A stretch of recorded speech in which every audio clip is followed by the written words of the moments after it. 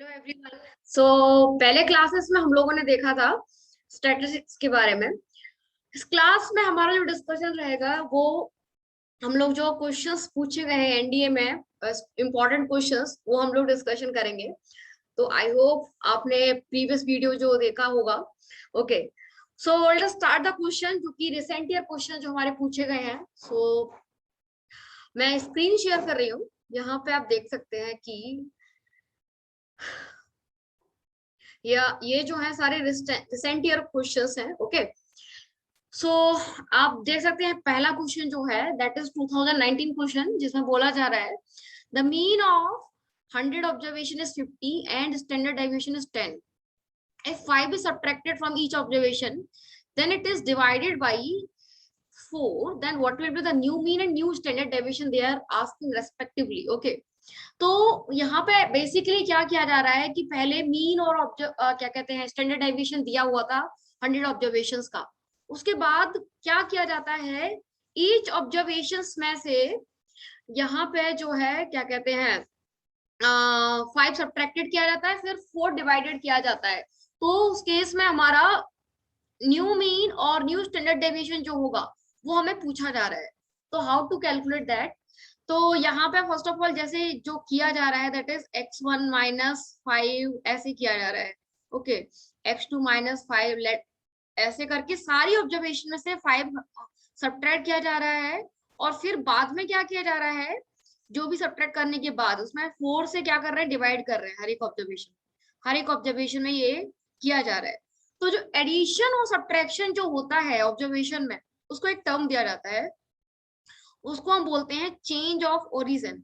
उसे बोला जाता है चेंज ऑफ ओरिजिन। ओके, तो एडिशन और subtraction of a term with each observation is called as the change of origin. और अगर मल्टीप्लीकेशन और डिवीजन करते हो किसी भी ऑब्जर्वेशन में, उसे हम बोलते हैं, उस टर्म को पर्टिकुलरली बोला जाता है चेंज ऑफ स्केल। उसे क्या बोलते हैं, चेंज ऑफ स्केल। ओके, तो ये हमें क्या किया जा रहा है, ये एडिशन सब्ट्रैक्शन, तो हमें पूछा जा रहा है कि न्यू मीन और न्यू स्टैंडर्ड डेविएशन हमारा क्या क्या हो जाएगा, वो हमें चेक करना है। तो फॉर दैट हमें पहले क्या करते हैं, फॉर्मूला जो है मीन का वो राइट लिखते हैं, उससे हमें समझ में आएगा। तो मीन का जो फॉर्मूला होता है वो क्या होता है, summation of observation that is xi upon n। ये क्या होता है, मीन का फॉर्मूला। अब आपने क्या किया, आपने ना हर एक ऑब्जर्वेशन में से 5 सब्ट्रैक्ट किया है। ओके, तो क्या होगा खुद सोचिए, अगर आप हर एक ऑब्जर्वेशन में से 5 सब्ट्रैक्ट कर रहे हो अप टू n तक, तो क्या होगा, हर एक ऑब्जर्वेशन क्या हो जाएंगे, ये 5 5 5 अप टू कितनी बार आ जाएगा, 5 n टाइम्स 5 आएगा कि नहीं आएगा। ठीक है, ये तो सम है ही, ये तो सम है ही, बट प्लस में क्या, माइनस में क्या हो जाएगा यहाँ पे, जब आप न्यू मीन की अगर बात करते हो, जहां पे आपने क्या किया है कि हर एक ऑब्जर्वेशन में से 5 सब्ट्रैक्ट किया है, तो आपका जो सम जो है वो क्या चेंज हो जाएगा, सम जो है वो चेंज हो जाएगा, summation of xi, new mean जो होगी आपकी वो होगी summation of xi into 5 into n times, हर एक ऑब्जर्वेशन में आप क्या कर रहे हो, 5 टाइम्स ऐड कर रहे हो। ठीक है, 5 टाइम्स n हो गया माइनस n। नाउ अब देखो, अब यहाँ पे ऑब्जर्वेशन में एडिशन सब्ट्रैक्शन का क्या फर्क पड़ा, that is called the change of origin. तो हमारी जो न्यू मीन है, पहली बात तो इसको ना डिवाइड कर दो n से। ओके, नाउ अब ना n से डिवाइड किया, यहाँ पे क्या होगा 5। ये क्या है, हमारा पहला मीन था, उसमें से आपने क्या घटाया, 5 घटाओगे। तो कहने का मतलब ये है कि चेंज ऑफ स्केल का ये डिफरेंस रहेगा कि मेरा जो पहले मीन था उसमें से 5 घटा देंगे। तो चेंज ऑफ ओरिजिन में हमारा पहले मीन क्या था, पहले मीन था 50। अब क्या हो जाएगा हमारा 50 माइनस न्यू मीन क्या हो गया, चेंज ऑफ ओरिजिन की वजह से हमारा न्यू मीन हो गया, न्यू मीन क्या हो गया हमारा, दैट इज 45। ओके, नाउ अब चेक करो कि चेंज ऑफ स्केल का क्या फर्क पड़ रहा है। पहले तो आपने क्या किया था, हर एक ऑब्जर्वेशन में 5 सब्ट्रैक्ट कर दिया था। अब क्या कर रहे हैं, उसके बाद जो भी आया डेटा, ओके, अब आपके पास जो भी समेशन आ गया, लेट्स से मैं मीन को लिख रही हूँ, जो भी आपके पास डेटा आया मैं उसको summation of xi bar dash करके लिख दे रही हूँ। जो भी समेशन आया उसमें ना हर एक ऑब्जर्वेशन में आप क्या कर रहे हो, 5 से मल्टीप्लाई कर रहे हो। तो यहाँ पे ऑब्वियसली आप हर एक ऑब्जर्वेशन में 5 से मल्टीप्लाई, सॉरी 4 से डिवाइड कर रहे हो हर एक ऑब्जर्वेशन में। तो हर एक ऑब्जर्वेशन में 4 से डिवाइड होगा हर एक ऑब्जर्वेशन में। तो आप क्या कर सकते हो, 4 आप क्या कर सकते हो, कॉमन ले सकते हो कि नहीं ले सकते यहाँ पे। तो यहाँ पे आपने 1/4 जो है टोटल में से 1/4 into summation of x i bar n, this is n, right. ये डैश जो पहले हमारा न्यू मीन हम निकाले थे जब चेंज ऑफ ओरिजिन की वजह से, चेंज ऑफ ओरिजिन की वजह से हमारा न्यू मीन क्या आया था, चेंज ऑफ ओरिजिन की वजह से हमारा न्यू मीन आया था दैट इज 45। तो अब उस 45 में आपने क्या किया, 4 से डिवाइड कर दिया।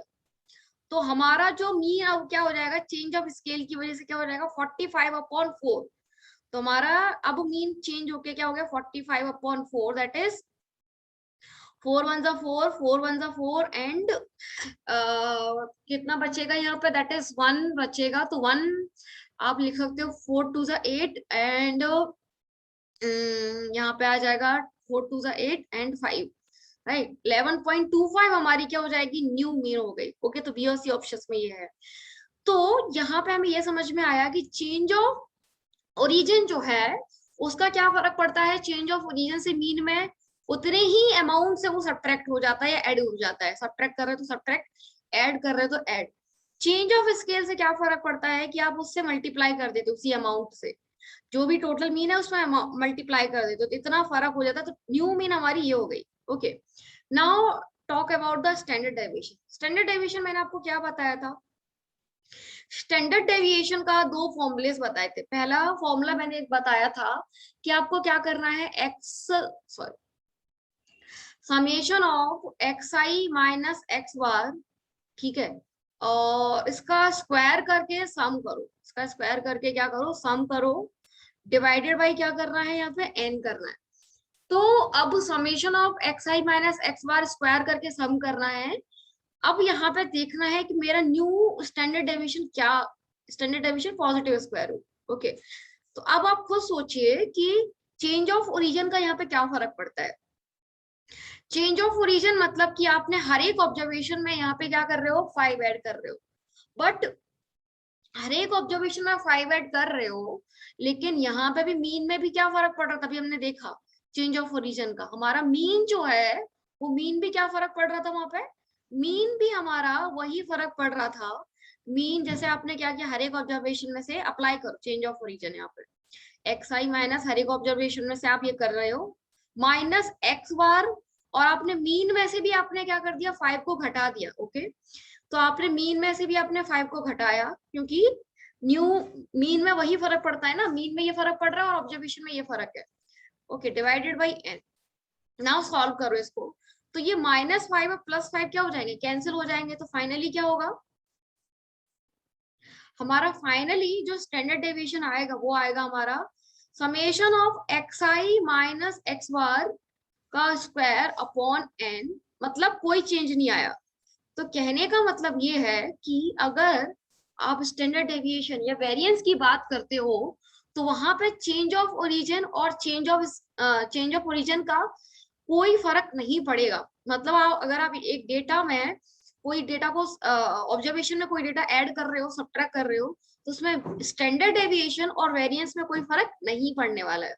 ठीक, तो ये यहाँ पे कोई फर्क नहीं पड़ा। नाउ लेट अस सी कि हम चेक करते हैं, क्या कहते हैं, चेंज ऑफ स्केल का फर्क चेंज करते हैं। तो व्हाट इज स्टैंडर्ड डेविएशन, हमने देखा स्टैंडर्ड डेविएशन जो होता है x i minus x bar summation इसका होल स्क्वायर अपॉन इसका square upon n, and you have to take कि आपको पॉजिटिव स्क्वायर रूट लेना है। ठीक है, अब ना आपने क्या किया, हर एक डेटा में आपने ना 4 से डिवाइड किया, एक्सआई में भी 4 से डिवाइड कर रहे हो और आपका मीन भी क्या हो रहा है 4 से डिवाइड हो। आपने न्यू मीन में क्या फर्क पड़ रहा था, स्केल में, जब आप चेंज ऑफ स्केल करते हो, जब आप चेंज ऑफ स्केल करते हो तो आपके मीन में क्या फर्क पड़ रहा है, मीन में 1/4 से डिवाइड हो जा रहा था। तो यहाँ पे हर एक डेटा में मैं यही अप्लाई करके देखती हूँ चेंज ऑफ स्केल का। Let us apply change of scale. तो चेंज ऑफ स्केल में अगर अप्लाई करती हूँ तो यहाँ पे x i upon 4 minus x bar upon 4 ऐसा करूंगी, क्योंकि मीन में भी वही फर्क पड़ रहा है और ऑब्जर्वेशन में भी आप एक फर्क करते जा रहे हो ना। अब क्या होगा यहाँ पे ना, अब आप क्या करो, ये हमारा स्टैंडर्ड डेविएशन। अब ना यहाँ पे 1/4 को अगर आप कॉमन लेते हो तो 1/4 का स्क्वायर काम में बाहर में आएगा, है ना, 1/4 का स्क्वायर का बाहर में आएगा, और 1/4 का स्क्वायर बाहर में आया, उसका क्या करना है आपको, स्क्वायर रूट लोगे, बिकॉज यहाँ पे स्क्वायर रूट है, एंड क्या बचेगा आपके पास, summation of xi minus x bar का whole square upon n, square root of that. समझ में आया? तो आप इसका जब स्क्वायर रूट लोगे तो क्या हो जाएगा, 1/4 जो हमारा पहले मीन था, summation of xi minus x bar का स्क्वायर अपॉन n, तो हमारा जो चेंज स्टैंडर्ड डेविएशन क्या हो जाएगा हमारा, 1/4 से क्या हो जाएगा, 1/4 से क्या हो जाएगा, मल्टीप्लाई हो जाएगा। तो पहले क्या था हमारा स्टैंडर्ड डेविएशन, क्या दिया है इनने, पहले हमको स्टैंडर्ड डेविएशन जो दिया है दैट इज, एक मिनट, वो हमको दे रहे हैं चेंज, पहले जो स्टैंडर्ड डेविएशन था दैट इज 10, ओके। तो 10 हमारा पहले स्टैंडर्ड डेविएशन था, उसमें आपने 1/4 से क्या किया, डिवाइड किया। तो अगर आप 1/4 से 10 में डिवाइड करते हो तो 10/4 दैट इज 5/2, तो कितना आएगा, 2.5 हो गया हमारा चेंज्ड स्टैंडर्ड डेविएशन, ओके। तो विच ऑप्शन हमारा करेक्ट हो जाएगा, यहाँ पे ऑप्शन हो जाएगा हमारा सी। तो यहां से हम कंक्लूड ये कर देते हैं कि हमारा स्टैंडर्ड डेविएशन जो है वो चेंज ऑफ ओरिजिन से फर्क नहीं पड़ता, वेरिएंस भी सेम होता है, वेरिएंस क्या होता है, स्क्वायर करना होता है उसका स्टैंडर्ड डेविएशन का, तो वो वहां पे भी कोई फर्क नहीं पड़ेगा, चेंज ऑफ स्केल का फर्क पड़ेगा। अगर चेंज ऑफ स्केल की बात करूं तो स्टैंडर्ड डेविएशन में उससे मल्टीप्लाई हो जाएगा, जितने से भी आप स्केल कर रहे हो, multiply division, okay. But variance में क्या हो जाएगा, स्क्वायर, तो आपको स्क्वायर करना है जितने भी फैक्टर से आप मल्टीप्लाई या डिवाइड कर रहे हो। बट अगर मैं मीन की बात करती हूँ तो मीन जो है दोनों से इफेक्ट होता है, चेंज ऑफ ओरिजिन से भी इफेक्ट होता है और चेंज ऑफ स्केल से भी इफेक्ट होता है। तो अगर आपने एडिशन और सब्ट्रैक्शन किया किसी भी ऑब्जर्वेशन, ऑल ऑब्जर्वेशंस में, तो हमारा जो मीन जो है, मीन भी हमारा क्या हो जाएगा, चेंज हो जाएगा, मीन हमारा क्या हो जाएगा, हमारा मीन उतने ही, जैसे कि आपने ऐड किया तो हमारा न्यू मीन जो होगा ना उसमें भी ऐड हो जाएगा, पहले मीन था उसमें ऐड हो जाएगा 5, सब्ट्रैक्ट किया तो उसमें भी हमारा सब्ट्रैक्ट हो जाएगा। सिमिलरली मल्टीप्लाई कर रहे हो that is change of scale, और division is also the change of scale. तो अगर आप ये मल्टीप्लीकेशन और डिवीजन कर रहे हो तो उस पर्टिकुलर केस में क्या होगा, आपका न्यू मीन जो होगा वो भी क्या हो जाएगा, उस फैक्टर से मल्टीप्लाई या डिवाइड हो जाएगा, ओके। सो ये आपको ध्यान रखना है। नाउ क्या है change of scale, change of origin. Now let us C the next question, जहां पे आप देख सकते हो ये हमारा जो क्वेश्चन है, set of bivariate observations x1 x2 xn are such that all values are distinct and all observations are fall on a straight line, जिनका non zero slope, non zero means हमारे पास जीरो स्लोप नहीं है, then possible values of correlation coefficient between x and y। तो पहली बात हमने क्या बोला था कि कोरिलेशन कोएफिशिएंट क्या होता है, कोरिलेशन कोएफिशिएंट जो होता है वो होता है हमारा, क्या कहते हैं, square root of b/x into bxy, ठीक है। तो r की जो वैल्यू होती है, हमने जनरली जो रेंज होती है वो कहां से लेके कहां तक होती है, -1 से लेके 1 तक होती है। अब वहां पे क्या बोला जा रहा है कि सारे ऑब्जर्वेशंस डिस्टिंक्ट हैं और एक स्ट्रेट लाइन पे फॉल कर रहे हैं, स्ट्रेट लाइन पे फॉल कर रहे हैं, इसका मतलब क्या होगा, अगर ये सारे जो है स्ट्रेट लाइन पे फॉल कर रहे हैं तो इस तरीके से फॉल कर सकते हैं या फिर इस तरीके से फॉल कर सकते हैं कि नेगेटिव कोरिलेशन हो सकता है, ठीक है, विद नॉन जीरो स्लोप। तो यहाँ पे क्या बोला जा रहा है, स्लोप जीरो नहीं है। तो स्लोप जीरो नहीं है तो मतलब क्या है इसका, अगर स्लोप जीरो नहीं होगा तो हमें, लेट्स से अगर स्लोप जीरो होगा तो इस तरीके से आएंगी लाइन, इस तरीके से, उस केस में हमारा आर क्या होगा मतलब कि ऐसे कोई कोरिलेशन नहीं।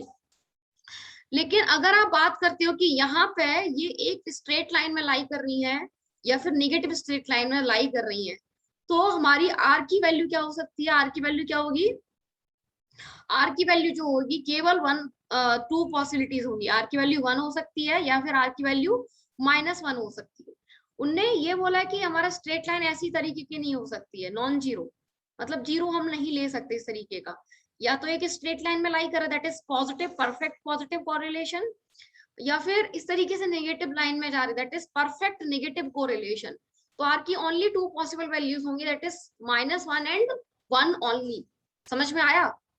Okay, now let us move to the next question.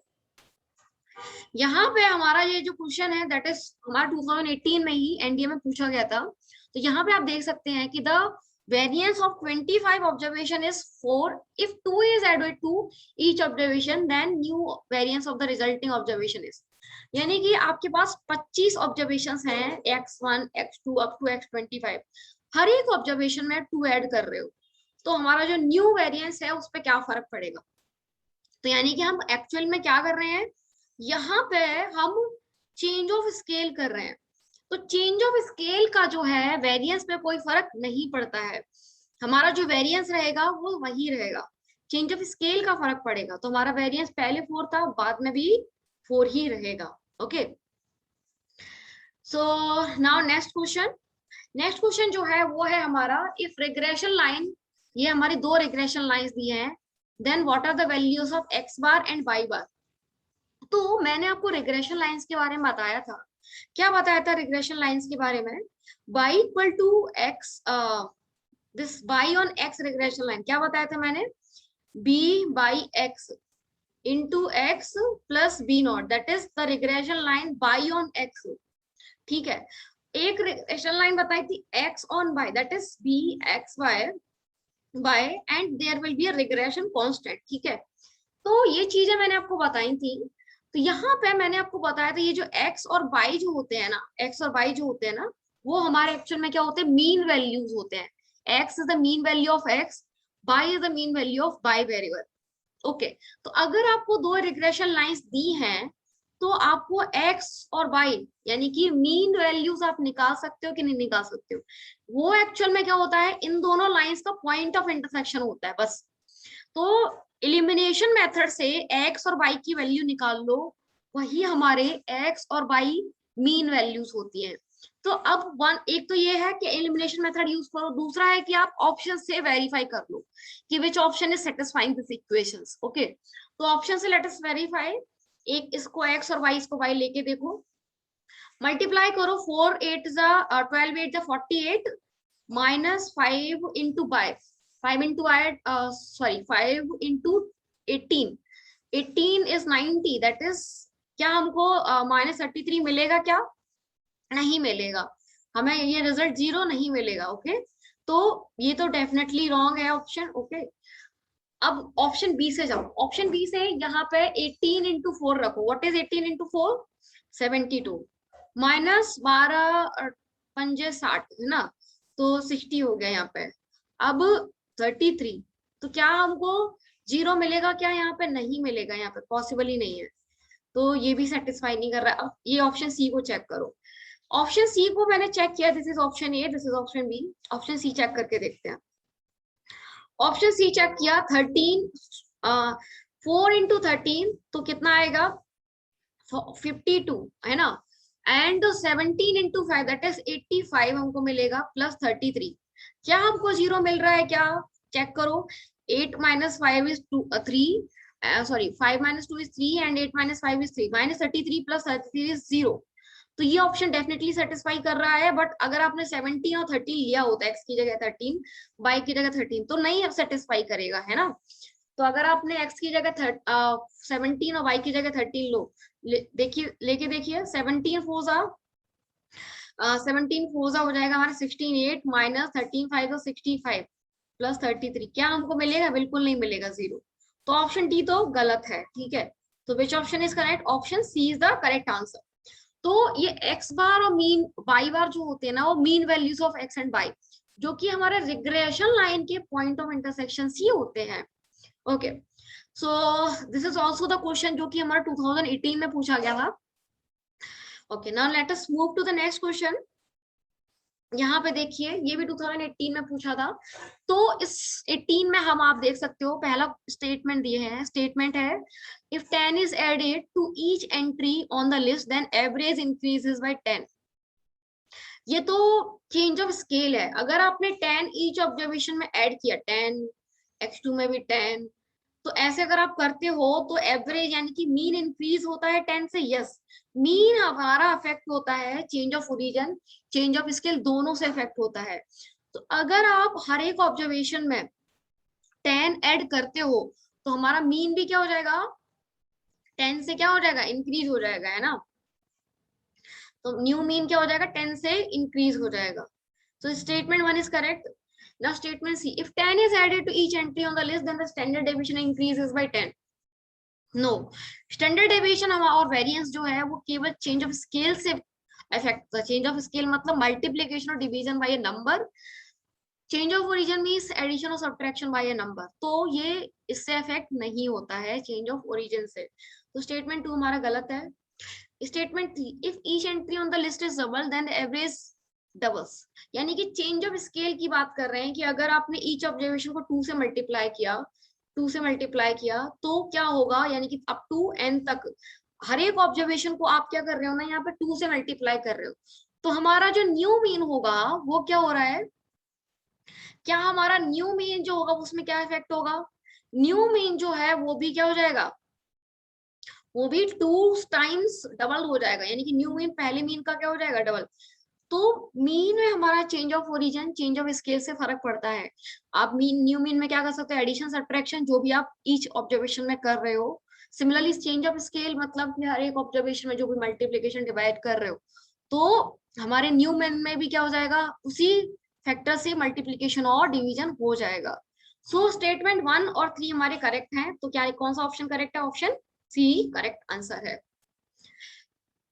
Now see the next question. ये क्वेश्चन हमारा, ये क्वेश्चन क्या बोल रहे हैं, if the regression coefficient of x on y is and x on y and y on x are -1/2 -1/8 respectively, then correlation coefficient between x and y।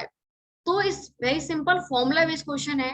r क्या होता है, b by x that is regression coefficient of y on x into regression coefficient of x on y, ठीक है।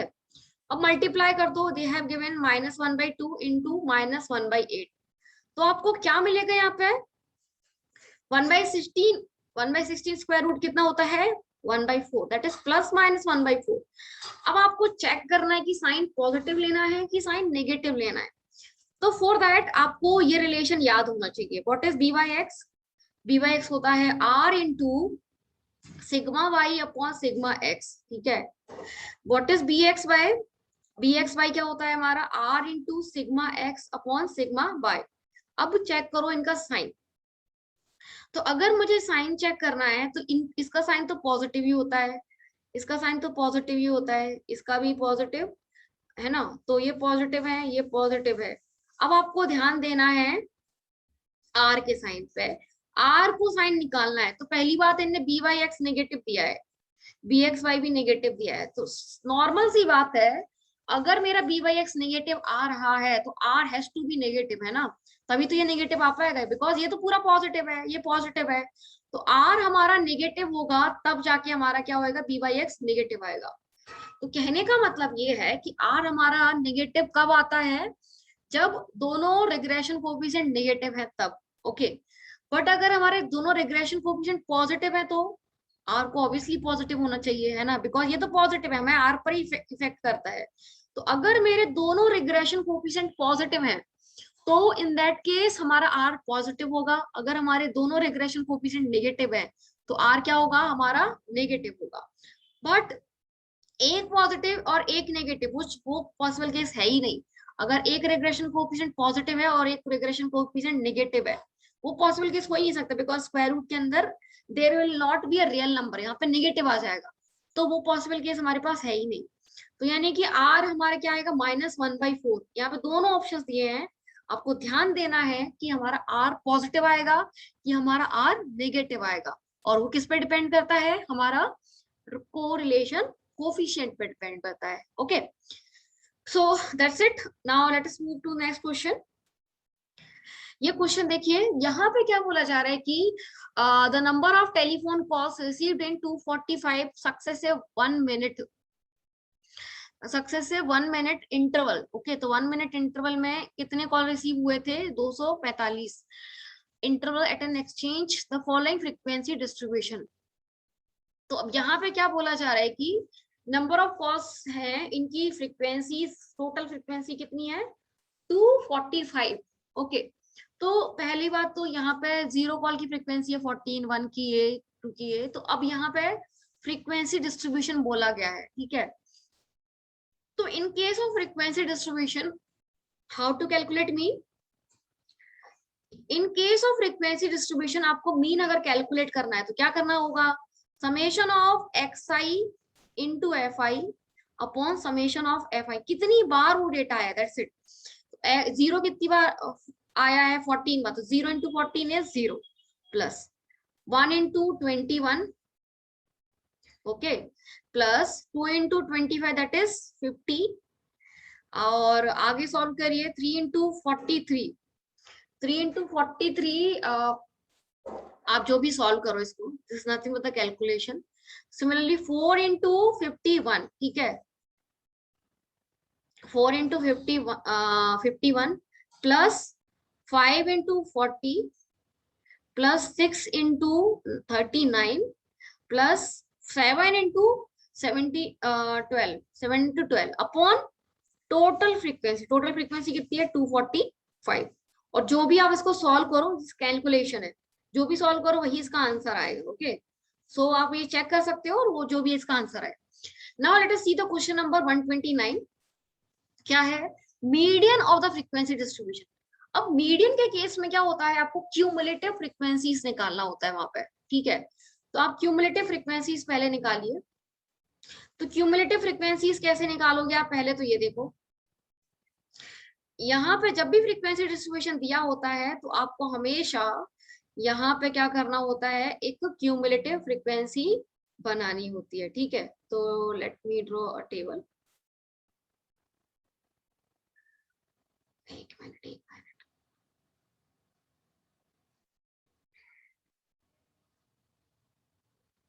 ठीक है, तो ये हमारी एक टेबल है।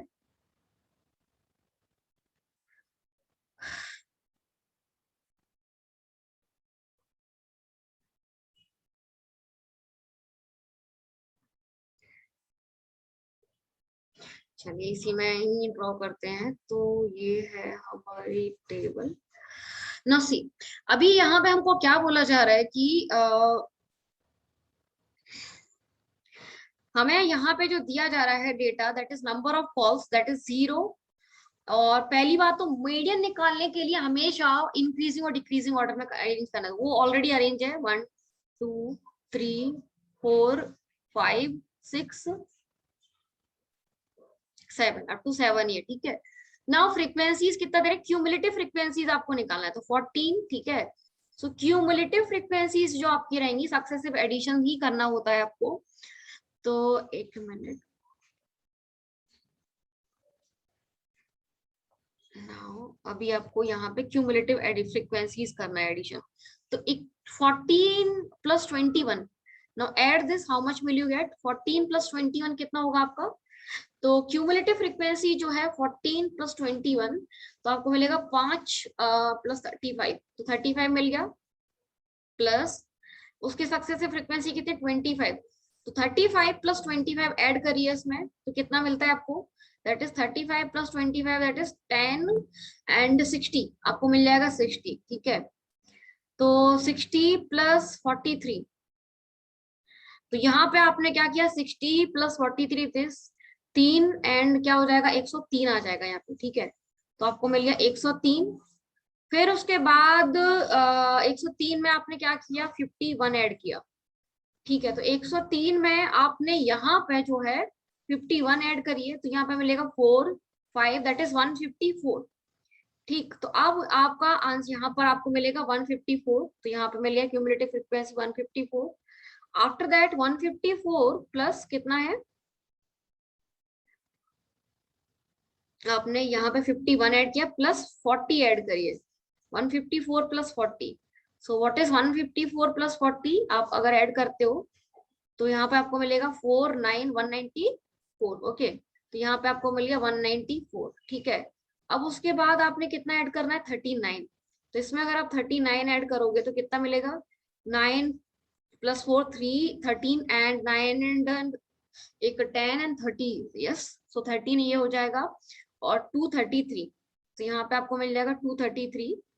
उसके बाद अगेन आपको क्या ऐड करना है 12, तो यहाँ पे 12 ऐड करिए तो आपको मिलेगा 54245, दैट इज टोटल फ्रीक्वेंसी जो कि आपको ऑलरेडी गिवन है। ठीक है, अब आप बताइए 245 कैसा नंबर है? 245 जो है वो हमारा है ऑड नंबर। ठीक है, तो जब भी ऑड नंबर होता है तो आपको वहां पे क्या देखना होता है, ऑड नंबर के केस में आपको यहाँ पे ये ध्यान देना होता है कि मिडिल टर्म क्या होगा। तो middle term in case of odd number will be 245 plus 1/2 will be the middle term, right? तो मिडिल टर्म हमारा ये होना चाहिए। ठीक है, तो मिडिल टर्म फाइंड आउट करो, इसमें कितना मिल रहा है, दैट इज 246/2, दैट इज यानी कि 12 एंड 123 है ना। तो 246 प्लस 123, ना 123 आपको देखना है यहाँ पे कि कौन सी फ्रीक्वेंसी है, यहाँ पे कहाँ पर लाई करेगा। तो 123 अगर आप देखें तो यहाँ पर लाई करता है, 154 में लाई करता है। अगर आप जाते हो 154 से जितनी भी फ्रीक्वेंसी लेस होंगी, कंसेक्यूटिव है ना यहाँ पे ना, आप क्यूमुलेटिव एडिशन कर रहे हो, तो 154 से अगर आप लेस करते हो तो यहाँ पर क्या हो जाएगा, आपको एक मिडिल फ्रीक्वेंसी जो है ये 123 जो फ्रीक्वेंसी है वो कहाँ पे लाई करेगी, इसमें लाई कर जाएगी 154 में, है ना। तो जो भी ये टर्म है, कौन सा टर्म आ रहा है यहाँ पे, यानी कि 4, तो आपका मीडियन कितना हो गया, यहाँ पे 4 हो गया। ओके, तो पहले जब भी मीडियन निकालना है इंक्रीजिंग और डिक्रीजिंग ऑर्डर में अरेंज करना है, फिर फ्रीक्वेंसी डिस्ट्रीब्यूशन के केस में क्यूमुलेटिव फ्रीक्वेंसी निकालिए, फिर देखो नंबर टोटल कितने हैं 245, तो नंबर आर ऑड, तो आपको मिडिल टर्म निकालना है, मिडिल टर्म इज 123, तो मिडिल टर्म आपको 123 इस फ्रीक्वेंसीज में लाई करेगा, तो उसके लिए कौन सा है, number of calls is 4, right. तो यहाँ पे समझ आया कि median is how much, median जो हमारा मिलेगा दैट इज, मीडियन हमको मिल गया यहाँ पे 4, so option B is correct answer. Now mode, mode तो बहुत सिंपल है, मोड का क्या करना है आपको, मोड अगर आपको निकालना है तो उस पर्टिकुलर केस में आपको ध्यान देना होगा कि जो भी frequency maximum number of times जो भी कॉल है या जो भी डेटा है मैक्सिमम नंबर ऑफ टाइम्स अकर हुआ है, यानी कि जिसकी फ्रीक्वेंसी ज्यादा है, उसी को हम क्या बोलते हैं, मोड ऑफ डिस्ट्रीब्यूशन। तो अब यहाँ पे अगर आप देखो तो आपको क्या सबसे ज्यादा दिख रहा है, दैट इज 51 है ना, 51 is maximum number of times. So what is mode? Mode is 4. So which option is correct? Option B is correct answer. Mean आप निकाल लेना, मीन में आपको जस्ट कैलकुलेशन करना है, तो जो भी आंसर आपका है, ओके। सो ये भी हमारा 2014 में क्वेश्चन पूछा गया था। Let us see this question. इस क्वेश्चन में हमें क्या बोला जा रहा है, it is given that x bar equal to this one, y bar equal to this one, sigma x standard deviation of x standard deviation of y, correlation coefficient दिया जा रहा है। Now they are asking regression line of equation of x on y। Simple सी चीज है, दो तरीके हैं इस चीज को फाइंड करने के। Regression line of x on y कैसे फाइंड आउट करोगे, that is x bxy into y that plus regression constant. Okay, now what x and y, पहली बात तो x एंड y की टर्म्स में लिखो आप, equal to what is bxy, bxy क्या होगा, r इंटू कैसे लिखोगे आप, sigma x upon sigma y plus b naught हमको फाइंड आउट करना पड़ेगा। ठीक है, अब इसको लिखो r x equal to b, r कितना है हमारा 0.8, ठीक है, सिग्मा x कितना है 3, ठीक है, सिग्मा y कितना है आपका 12 है। अब into by plus b naught, अब x इक्वल टू कितना आ जाएगा, 3 4 जा 12, 4 2 जा 8, 0.2 into by plus b naught. Okay, तो यहाँ पे आपका एक मिनट कहीं गलती हुई है कि r is 0.8 into sigma x upon sigma y, ठीक है, तो 3 4 जा 12 एंड 4 2 जा 8, that is 0.2 by, so x equal to 0.2 by x, regression line of x on y, okay, so 0.2 by, okay, तो यहाँ पे एक ही ऑप्शन हमको दिख रहा है जो कि ऑप्शन सी है ना, बट यहाँ पे कभी कभी ऐसा होता है ये कांस्टेंट जो है डिफर कर जाता है, और इस तरीके से ये चांसेस हो सकते हैं कि और ऑप्शंस में दिस 0.2 y जो कि रिग्रेशन कोएफिशिएंट है वो सेम हो सकता है, तो वहां पे बी नॉट निकालना पड़ सकता है। यहाँ पे तो समझ में आ रहा है कि ऑप्शन सी में ही ऐसा है। अगर आपको बी नॉट निकालना पड़े तो आप क्या करोगे, ये जो एक्स बार और y bar are nothing but the mean values, इनको यहाँ पे सब्स्टिट्यूट करिए, क्योंकि ये सेटिस्फाई करेंगे, है ना। तो इनको अगर आप सेटिस्फाई करते हो that is x equal to 10, y equal to 90, तो 0.2 इंटू 90, 0.2 इंटू 90, तो बी नॉट की वैल्यू मिल जाएगी आपको। Now solve it. तो अगर आपने इसको सॉल्व किया दैट इज 9 टू 18, तो यहाँ पे बी नॉट की वैल्यू जो आपको मिलेगी 10 minus 18 is nothing but the -8। तो अब आप यहाँ पे बी नॉट की वैल्यू कितनी मिल गई, -8। तो अब यहाँ पे रखिए। तो अब आपको regression line of x on y जो मिलेगी that is x equal to 0.2 by -8 is the regression line of x on y. समझ में आया। तो ये हमारा तरीका है कन्वेंशनल। बट कभी कभी होता है ना, कैलकुलेशन बहुत ज्यादा कॉम्प्लेक्स हो जाती है। उस पर्टिकुलर केस में क्या करना है आपको, ये जो लाइंस है ना, जितनी भी लाइंस है, इन एक्स और वाई वैल्यू को सेटिस्फाई करेंगी because they are mean values, x and y are the mean values. तो अगर आपकी कैलकुलेशन कॉम्प्लेक्स हो रही है तो आप क्या करोगे ना, 1 बाय 1 ऑप्शंस में सेटिस्फाई करके देखो इनको। ओके तो कभी कभी होता है कि एक या दो ऑप्शन मैच कर जाते हैं, इन दैट पर्टिकुलर केस आपको ये मेथड जाना पड़ेगा। तो दूसरा मेथड ये है, जब कैलकुलेशन कॉम्प्लेक्स होती है तो आपको एक्स और वाई की वैल्यू यहाँ पे रख के देखो। अगर आपने रखा एक्स की वैल्यू क्या रखोगे आप 10, पहले ऑप्शन में रखो 10 that is 32 you will get plus 58, और इक्वल टू कितना है हमारा, इक्वल टू कितना है, बाई इक्वल टू 90। क्या हमको मिल रहा है इन दोनों का सम, बाई इक्वल टू 90, और आपने एक्स की जगह 10 रखा है दैट इज 32 प्लस 9 58। क्या आपको मिल रहा है यहाँ पे 10 5 एंड 3 8, यस हमको मिल रहा है। तो वही मैं बोल रही थी, यहाँ पे भी मिल रहा है। तो कभी कभी होता है कि ना हमारा ऑप्शंस जो है ना, एक और दो ऑप्शंस में चांसेस हो सकता है कि मैच कर जाए, कि हमारे ये पॉइंट सेटिस्फाई कर जाए। तो उस पर्टिकुलर केस में आपको ये जाना है। यहाँ पे तो कैलकुलेशन ज्यादा कैलकुलेट इतना कॉम्प्लिकेटेड है भी नहीं, तो आप इस मेथड से बिल्कुल जा सकते हो। बट अगर आपका कैलकुलेशन बहुत ज्यादा जा रहा है तो ट्राई करिए कि आप एक्स और वाई को सेटिस्फाई करिए ईच ऑप्शन में, और there will be more chances कि आपका एक ऑप्शन ही सेटिस्फाई करेगा इन एक्स और वाई वैल्यूज को। Okay so that's it. ये था हमारा regression line of x on y, जो कि हमारा 2017 में क्वेश्चन पूछा गया था। Now let us move to the next question. Next question क्या बोला जा रहा है, sample of 5 observation as mean 32, median 33, and letter it was found that an observation was recorded incorrectly as 40 instead of 35. If we correct the data, then which of the following is correct? तो यहाँ पे क्या बोल रहे हैं कि पहले हमारे पास 5 ऑब्जर्वेशन थी, उनका मीन 32 था, मीडियन 33 था, बट बाद में पता चला कि ये जो ऑब्जर्वेशन है वो इनकरेक्ट हुआ था, मतलब कि 40 की जगह हमारा 35 रिकॉर्ड कर, मतलब 35 की जगह हमने 40 रिकॉर्ड कर लिया था। ठीक है, तो अब हमें चेक करना है कि which of the following is correct. तो वो बोल रहे हैं mean and median will remain same. Option B में बोल रहे हैं कि मीडियन सेम रहेगा लेकिन mean will change decrease, mean and median both will decrease, mean remain same but the median will decrease. अब देखो इसमें यहाँ पे क्या है, मीन क्या होता है, समेशन मीन होता है हमारा, मीन होता है summation of x i upon n. Okay अब ऑब्वियस सी बात है, अगर आपका डेटा अलग हो गया है तो आपका पहले डेटा अलग था, अब डेटा अलग हो जाएगा, तो आपका ये सम अलग हो जाएगा और मीन भी चेंज होगा, तो मीन चेंज होगा। ठीक है, तो अब समेशन भी अलग हो जाएगा, 35 हो गया तो समेशन अलग हो जाएगा, तो ये है मीन, तो मीन विल चेंज। ठीक है, मीन तो हमारा क्या होगा, चेंज होगा। अब चेक करो हमारा मीडियन, मीडियन का चेक करो कि मीडियन जो होता है, मीडियन क्या होता है, कुछ ऑब्जर्वेशन एक्स आई, x1 x2, ठीक है, x3, अब x4 x5। ठीक है, अब मीडियन हमारा क्या था, दैट इज द मीडियन हमारा मिडिल टर्म होता है, that is nothing but the, वो बोल रहा है 33, उसमें तो कोई चेंज नहीं हुआ है ना हमारा।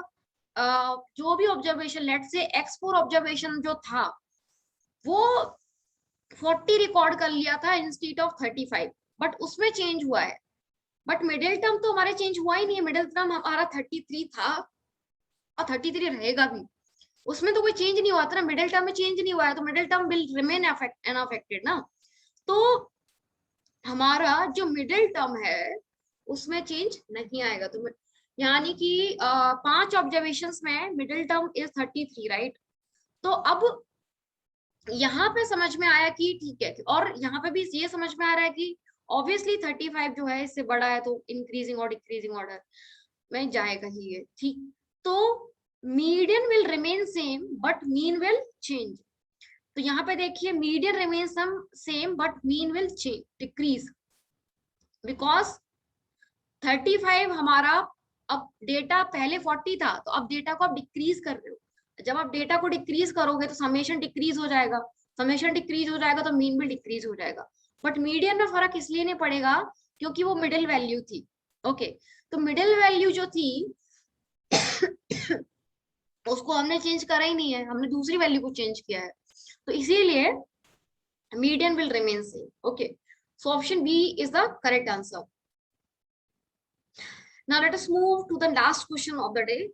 लास्ट क्वेश्चन जो है वो क्या बोल रहे हैं कि ये भी 2013 में पूछा गया था। क्वेश्चन है देयर आर टू स्टेटमेंट्स, और स्टेटमेंट जो हमको बोले जा रहे हैं, the algebraic sum of the deviation of the set of n values from its mean is 0। algebraic sum of deviations. Okay, in case of frequency distribution, the mode is the value for of a variable which correspond to a maximum frequency.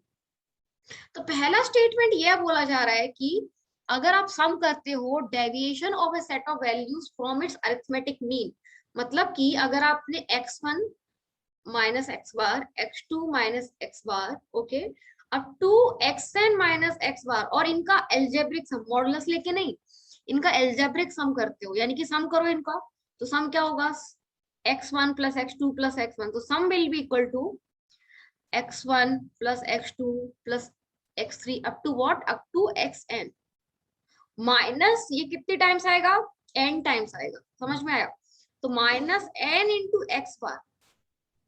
Now इसको हम क्या लिख सकते हैं, summation of x आई लिख सकते हो आप इसको, summation of x i minus n into x bar. अब देखो पहली बात, हमारा मीन क्या होता है, what is mean, summation of x bar x i bar into n, तो समेशन ऑफ एक्स आई क्या हो जाएगा हमारा, n into x bar. Okay, so summation of x i जो हो जाएगा वो हो जाएगा हमारा n इंटू एक्स बार। अब इस वैल्यू को जो है यहाँ पे पुट करो, n इंटू एक्स बार क्या हो जाएगा, समेशन ऑफ एक्स वाई।